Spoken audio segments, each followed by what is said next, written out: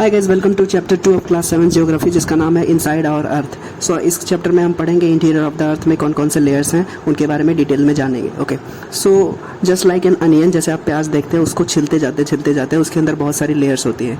And in the same way the earth also has many layers. Okay, so basically इसके अगर interior of the अर्थ में जाएँ तो 3 layers होती है। The first one is crust, the second one is mantle, the third one is core. Okay, so the upper most layer is called of the earth surface that is called as crust, and this crust is the thinnest of all layers. So basically the thickness of this crust is around 35 kilometers over the continental Mars and 5 kilometers on the ocean floor. So ये crust है upper most layer of the earth, इसमें 35 kilometers उसकी thickness है continental Mars पे, continents पे, और 5 kilometer ocean floor की thickness है.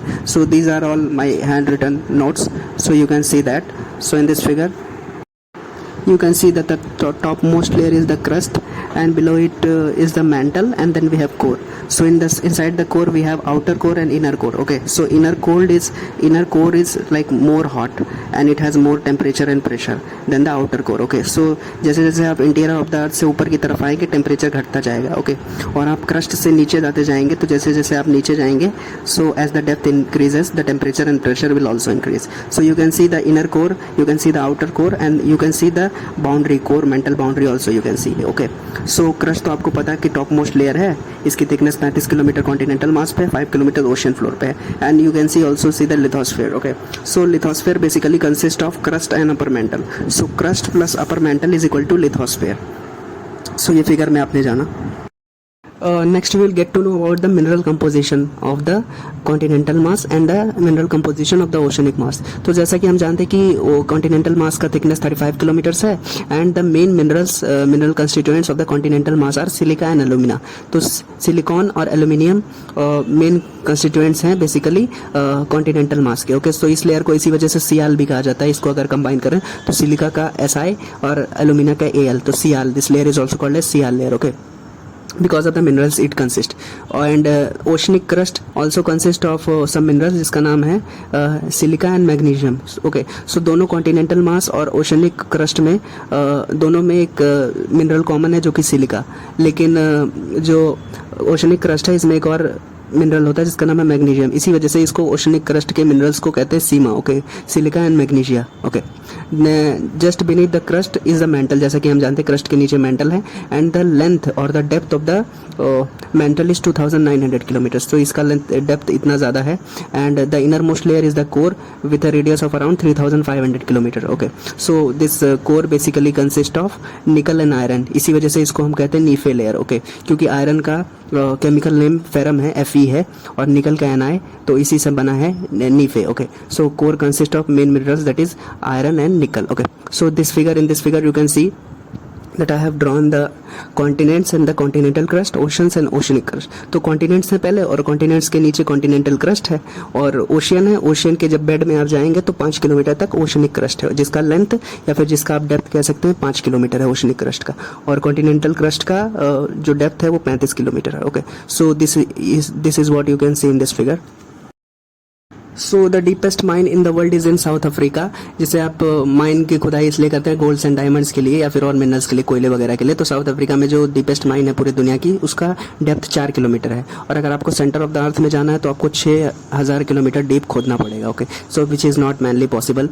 एंड अभी हम बात करते हैं कितना वॉल्यूम लेता है क्रस्ट, मेंटल और कोर पूरे अर्थ का. ओके, सो क्रस्ट का जैसे हम जानते हैं कि 35 किलोमीटर, 5 किलोमीटर बहुत कम ही है. So the crust mainly forms only 1% of the volume of the अर्थ. तो पूरे अर्थ का जितना वॉल्यूम है, जैसे अर्थ एक स्पेरिकल शेप है, इसका आप अगर वॉल्यूम निकालेंगे तो 4/3 पाई r क्यूब आएगा. r is the radius from the centre of the earth to the crust. Okay, अभी आप देखेंगे 84% जो अर्थ का वॉल्यूम है वो मेंटल है, क्योंकि जो मेंटल है उसकी डेप्थ 2900 किलोमीटर्स है. ओके, एंड बचा हुआ जो 15% है वो कोर का वॉल्यूम है. तो सबसे ज़्यादा वॉल्यूम है पूरे अर्थ में मेंटल का, और सबसे कम वॉल्यूम है क्रस्ट का 1%. Okay, and the radius of the earth is 6771 kilometre. जैसे कि मैंने कहा कि अगर आपको सेंटर ऑफ द अर्थ में जाना है तो आपको 6000 किलोमीटर खुदाई करनी पड़ेगी. Okay, which is not possible.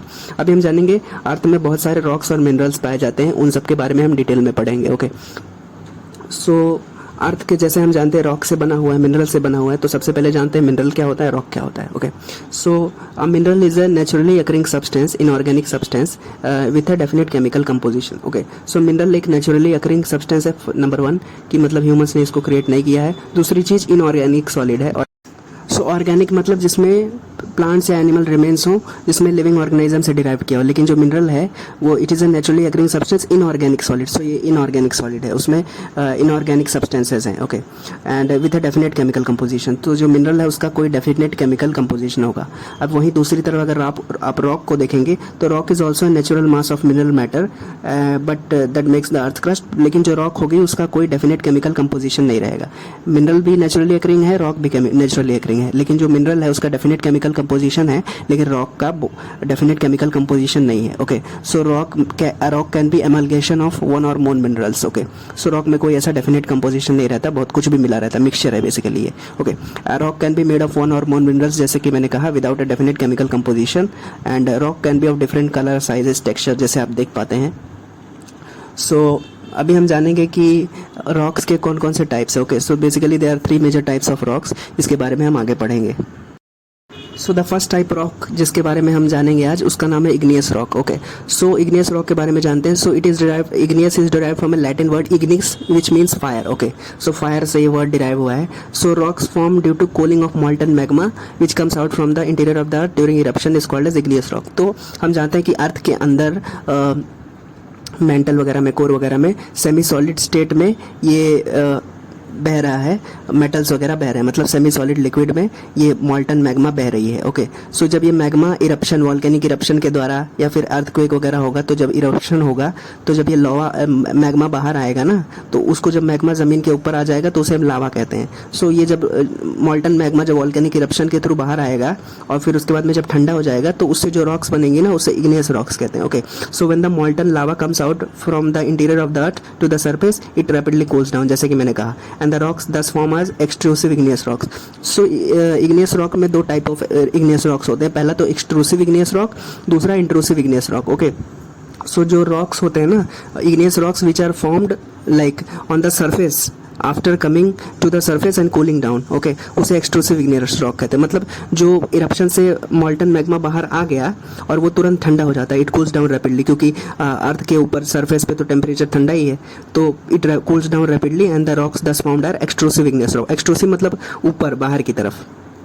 सो अर्थ के बाहर ये फॉर्म होते हैं igneous rocks and they have fine grain structure. क्योंकि ये अर्थ के ऊपर आके लावा तुरंत कूल डाउन हो जाता है, इसी वजह से जो एक्सट्रूसिव इग्नियस रॉक्स होते हैं ना, उनका फाइन ग्रेन स्ट्रक्चर होता है, फाइन ग्रेन्स होती हैं उसके अंदर. Okay, so one example of extrusive igneous rock is basalt. So basalt is an example of extrusive igneous rock, क्योंकि सरफेस ऑफ द अर्थ पे ये फॉर्म हुआ है due to cooling of, rapid cooling of molten magma. Okay, so हमारे देश में जो central India और सदर्न इंडिया का पार्ट है, Deccan plateau, that is basically made up of basaltic rock, जो कि एक एक्सट्रूसिव इग्नियस रॉक है. ओके, सो अगर आपसे कोई पूछे कि जो डेक्कन प्लेटू में जो रॉक्स हैं, इग्नियस रॉक्स, वो बेसिकली कौन से हैं, इग्नियस, इंट्रूसिव या एक्सट्रूसिव, तो you can say that it is extrusive, क्योंकि ये सरफेस ऑफ द अर्थ पे due to cooling down form हुए हैं. Okay, when the molten magma erupts. Okay, वहीं दूसरी तरफ एक इंट्रूसिव इग्नियस रॉक्स होते हैं. तो इंट्रूसिव मतलब inside. So when the molten magma cools deep inside the earth crust, the rocks are called as intrusive igneous rock. तो अंदर, तो ज़मीन के सरफेस के अंदर जो कूल डाउन हुए हैं मॉल्टन मैग्मा, उससे जो रॉक्स फॉर्म हुए उसे इंट्रूसिव कहेंगे. इंट्रूसिव मतलब inside. Okay, so since they cool down slowly, क्योंकि इंटीरियर ऑफ द अर्थ में तो ऑलरेडी गर्मी है, तो इसी वजह से जो लावा है धीरे धीरे कूल डाउन होगा ना, तो जो उसके बाद जो रॉक्स बनेंगे वो इंट्रूसिव इग्नियस रॉक्स होंगे. और जो because they cool down very slowly, so जो ये जो रॉक्स होते हैं उनके they have large grains. Okay, so इनके ग्रेन्स लार्ज होते हैं. फॉर एग्जाम्पल, अगर example of intrusive igneous rocks देखना है तो ग्रेनाइट है. ओके, तो जो हमारे ग्राइंडिंग स्टोन्स होते हैं, जिसे हम चक्की वगैरह कहते हैं, वो बेसिकली ग्रेनाइट से बने रहते हैं. वो इंट्रूसिव इग्नियस रॉक है, क्योंकि इंटीरियर ऑफ द अर्थ के कूलिंग से हुई है. लेकिन भले ही ये एक्सट्रूसिव या इंट्रूसिव है, लेकिन दोनों ही, बसाल्ट और ग्रेनाइट दोनों ही इग्नियस रॉक के कैटेगरी में आएंगे, क्योंकि दोनों फॉर्म होते हैं मॉल्टन मैग्मा के कूलिंग डाउन से. ओके, लावा के कूलिंग डाउन से. ओके, अभी हम नेक्स्ट रॉक के बारे में पढ़ेंगे, जिसका नाम है सेडिमेंट्री रॉक. तो जैसे नाम से पता चल रहा है कि it is formed out of sediments. तो छोटे छोटे टुकड़े जो नदियाँ बहा के लेके आती हैं, फिर वो आपस में इकट्ठा होते हैं, एक के बाद एक एमलगमेशन होता है, और इस तरीके से इन रॉक्स का फॉर्मेशन होता है. Okay, so rocks formed from the accumulation of pre existing rocks और ऑर्गेनिक मैटर। ऑर्गेनिक मैटर मतलब ऐसा मैटर जिससे लिविंग ऑर्गेनिज्म से डिराइव हुआ हो, जैसे कि प्लांट्स या एनिमल्स से। Okay, so this sedimentary rocks are the rocks which are formed from the accumulation, मतलब बहुत सारे इकट्ठा हो रहे हैं। प्री एग्जिस्टिंग रॉक मतलब जो ऑलरेडी रॉक्स है उनके इकट्ठा होने से ये सेडिमेंट्री रॉक्स का फॉर्मेशन होता है, या फिर due to the accumulation of organic matter, जैसे कि मैंने बताया। ओके, सो क्या होता है कि रॉक्स जब पहाड़ों से गिरते हैं, नदियां जब लेके आती हैं उनको, तो टूट जाते हैं क्योंकि फोर्स ऑफ वाटर रहता है और जमीन हाइट से गिरते हैं तो टूट जाते हैं। So rocks break down, rocks roll and crack and they hit each other. Okay, क्योंकि एक दूसरे से टकराते हैं तो भी टूट जाते हैं। सो जो स्मॉलर छोटे छोटे कंकड़ रहते हैं ना, तो the smaller particles thus formed are called sediments. तो ये जो छोटे छोटे टुकड़े बनेंगे उन्हें हम सेडिमेंट्स कहते हैं। Okay, so these sediments are transported by wind, water, ice. So glaciers इनको बहा के लेके आएंगी, नदियां इनको बहा के लाएंगी, हवा से भी ये उड़ के आते हैं। सो दीज लूज सेडिमेंट्स आपस में थोड़े कई सालों के बाद में ये कंप्रेस होती हैं एक दूसरे में, जब मिलेंगी बहुत सारे मिलके फिर कंप्रेस होती जाएंगी। मतलब समय के साथ और टेम्परेचर के साथ, सनलाइट के साथ, अलग अलग नेचुरल और बायोलॉजिकल प्रोसेसेस के साथ साथ ये सेडिमेंट्स एक दूसरे से कंप्रेस होती जाएंगी, चिपकती जाएंगी और धीरे धीरे समय के साथ सूखती जाएंगी, हार्डन होती जाएंगी। Okay, and they form layer of rocks which are called as sedimentary rocks. तो सेडिमेंट्री रॉक्स का फॉर्मेशन सेडिमेंट से हुआ, आपस में टकराने से हुआ, टूट गई, फिर एक आपस में सेडिमेंट्स कंप्रेस हो गई, मिल गई, हार्डन हो गई, सूख गई। इस तरीके से समय के साथ इन रॉक्स का फॉर्मेशन होता है, सेडिमेंट्री रॉक्स का। Okay, so these some examples of sedimentary rocks are like sandstone. So sandstone किससे बना है? They are formed of grains of sand. तो grains of sand over a period of time, temperature, sunlight, इन सब की वजह से ये grains of sand जब एक आपस में इकट्ठा होती हैं तो कई सालों के बाद सैंडस्टोन का फॉर्मेशन होता है, जो कि एक सेडिमेंट्री रॉक है। नेक्स्ट है एग्जांपल सेडिमेंट्री रॉक का जो लाइमस्टोन है। So limestone is basically calcium carbonate, जो चौक वगैरह होता है वो भी लाइमस्टोन है। So this is form due to remains of marine organisms. So जैसे कि मैंने कहा था कि सेडिमेंट्री रॉक्स का formation accumulation of organic matter से भी होता है।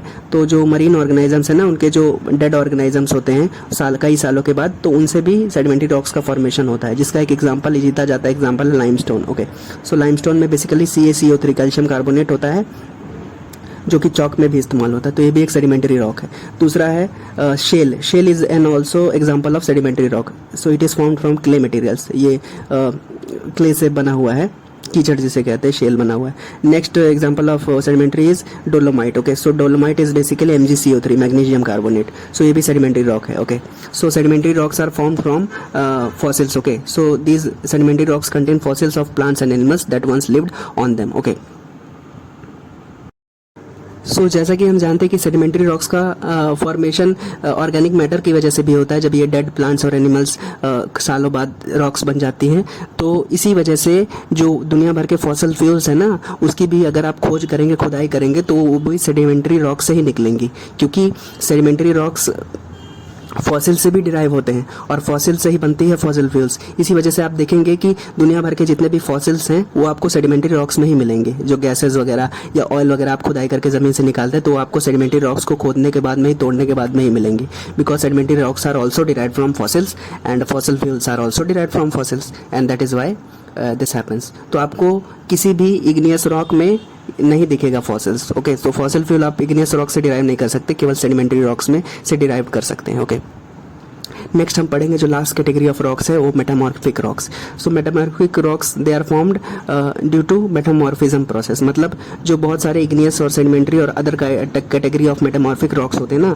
उनको जब आप हाई टेम्परेचर या प्रेशर में तपाते हैं, तब जाके मेटामॉर्फिक रॉक्स का फॉर्मेशन होता है। तो जो ओरिजिनल रॉक्स रहेंगी, जैसे सेडिमेंट्री या इग्नियस रॉक्स, उनका जब टेम्परेचर, हाई टेम्परेचर और प्रेशर में उनका पूरा केमिकल कंपोजिशन चेंज हो जाएगा, उनका कलर चेंज हो जाएगा, उनका टेक्सचर चेंज हो जाएगा, सब कुछ चेंज होके वो जो रॉक्स बाद में जो रिजल्टेंट रॉक जो बनेगा वो मेटामॉर्फिक रॉक होगा। फॉर एग्जांपल मेटामॉर्फिक रॉक का कुछ एग्जांपल्स हम पढ़ लेते हैं। जैसे स्लेट है, तो स्लेट बेसिकली सेडिमेंट्री रॉक से बना है, जिसका नाम है शेल। तो शेल पहले सेडिमेंट्री रॉक था, फिर टेम्परेचर और प्रेशर में उसको तपाया गया और वो बन गया स्लेट, जो कि एक मेटामॉर्फिक रॉक है। ओके, और दूसरा है एग्जांपल मेटामॉर्फिक रॉक का marble. Okay, so marble is basically limestone. तो जैसे कि हमने जाना कि लाइमस्टोन कैल्शियम कार्बोनेट था, मेरीन ऑर्गेनिज्म से बना, और लाइमस्टोन को भी टेम्परेचर और प्रेशर में तपाने के बाद में वो मार्बल बन गया। ओके, जो कि एक मेटामॉर्फिक रॉक है। नेक्स्ट एग्जांपल है मेटामॉर्फिक का quartzite. So quartzite is derived from sandstone.